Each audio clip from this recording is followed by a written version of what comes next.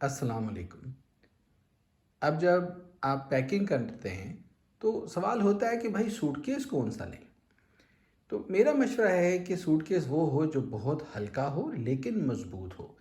अब इस किस्म का सूटकेस जैसे आप देख रहे हैं ये नायलॉन के कपड़े से बना है, तो ये काफ़ी मज़बूत है, हल्का भी है और फ्लेक्सिबल भी है क्योंकि कपड़े से बना है।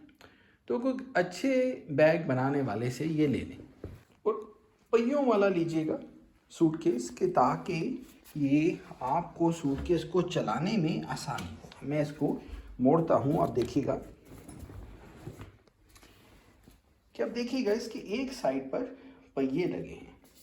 इससे ये है कि ये इसको आप खड़ा कर सकते हैं क्योंकि एक जगह पे इसके ये सीधा है और ये पहिए लगे हैं कि जिसमें आप इसको ले जा सकते हैं। मुझे ये सूटकेस पसंद होते हैं क्योंकि इसमें पहियों की प्रोटेक्शन है, ये बचत हुई है। यहाँ पे पहिए जो हैं कोई चीज़ हिट करेगी तो उसको ये रोकता है। चार पहिए भी होते हैं सूटकेसेस के, यानी इसमें संदूक ले रहे हैं, इसमें चार पहिए लगे होंगे। वो जल्दी टूटने का डर भी होता है।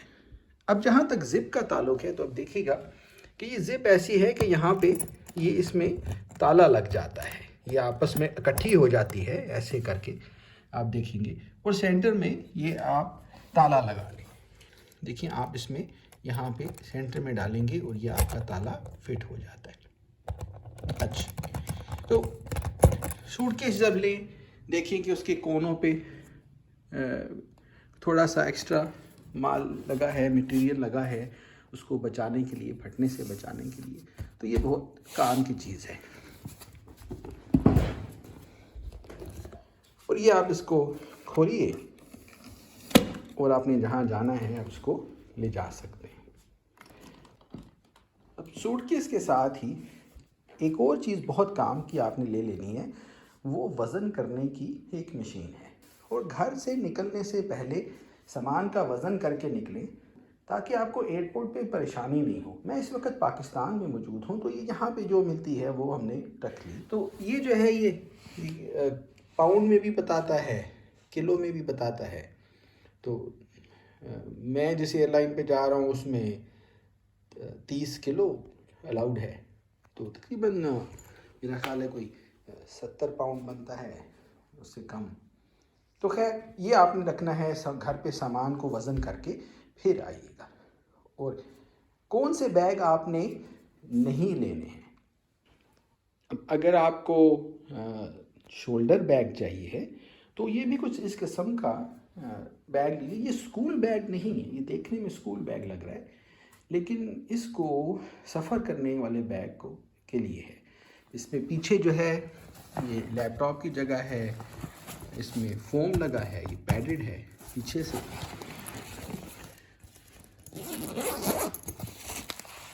तो इसमें आप लैपटॉप रखें, अंदर बहुत सारी ज़िपें हैं। सामने आप देखिएगा बहुत सारी ज़िपें हैं, आगे ज़िपें हैं। अक्सर मैं अगर खोलता हूँ आप देखिएगा कि इसके अंदर छोटे छोटे खाने बहुत सारे हैं। ये देखिएगा कि इसमें मैं बहुत कुछ रख सकता हूँ। पीछे एक खाना है, इसमें पासपोर्ट रखना है, वो रखा जा सकता है। तो इसको सफ़र करने वाले बैग को आपने ज़रूर लेना है, ये आपको बहुत फ़ायदा दे जाएगा। आपके चार्जिंग केबल होती है, बिजली का सामान है, फ़ोन की चीज़ें हैं, ये आप ज़रूर लीजिएगा।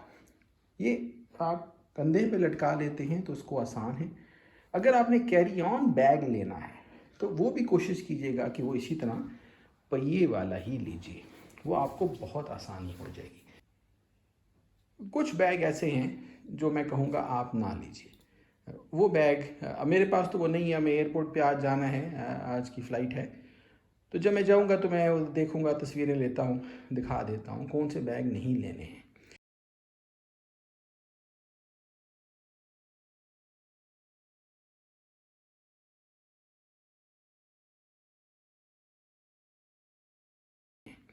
क्यों नहीं लेने, क्योंकि भाई बात ये देखो, हमारे पाकिस्तान में एयरपोर्ट जो हैं वो तो दरमियाने साइज़ के हैं या छोटे साइज़ के हैं। जब आप बाहर के मुल्कों में जा रहे हैं और उससे आपने जहाज़ कनेक्ट करना है तो बहुत चलना पड़ता है, आधा घंटा चलना पड़ता है। और अगर आपने बैग उठाया हुआ है हाथों से ना तो उसमें इस तरह के स्ट्रैप्स हैं, इस तरह ये देखो ना, ये इसमें स्ट्रैप्स लगे हैं, बस शोल्डर स्ट्रैप्स हैं, शोल्डर स्ट्रैप्स भी नहीं हैं, पहिए भी नहीं हैं, आपने उसको उठाना है, अपने हाथों से उठाना है, भाई आप बहुत थक जाएंगे, ये मुमकिन नहीं हो सकता है। 5-10 मिनट की तो बात नहीं है ना। तो शोल्डर बैग ले लें, ट्रैवल का बैग ले लें। देखने का बहुत शुक्रिया। अस्सलाम वालेकुम।